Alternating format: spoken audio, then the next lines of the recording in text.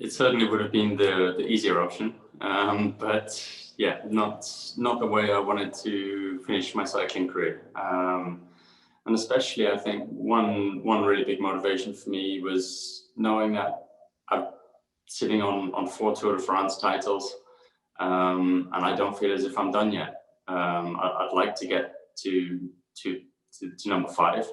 I'd like to keep racing Grand Tours, targeting them until I'm ready to retire from the sport on my own terms.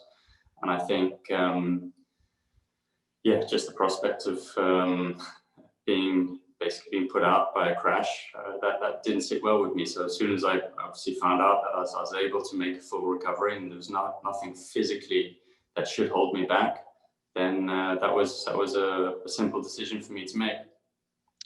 So pretty much straight after the Vuelta a España last year, I had a little bit more hardware taken out of my leg. I had a couple screws removed from just above my kneecap. They were causing a bit of an irritation in my quad that I could feel while I was racing in the Vuelta. So it's good to have those out now. And since then, I've been working pretty hard, mainly on the quadriceps in terms of the cycling specific muscles. The quadriceps are the biggest ones for me that were damaged, as well as a lot of the stabilizing muscles on the side of the leg, so around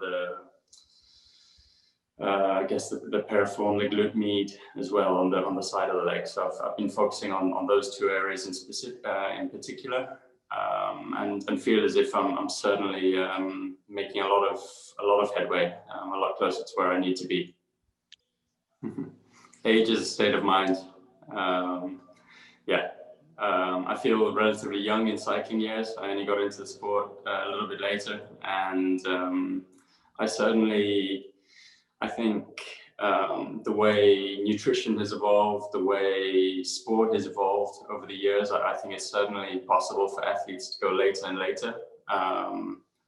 And I mean, just looking at a rider like Valverde in his 40s already, still racing Grand Tours, still up there, competing with the best in the world. So I mean, it's certainly possible, and yeah, I'd like to prove that as well.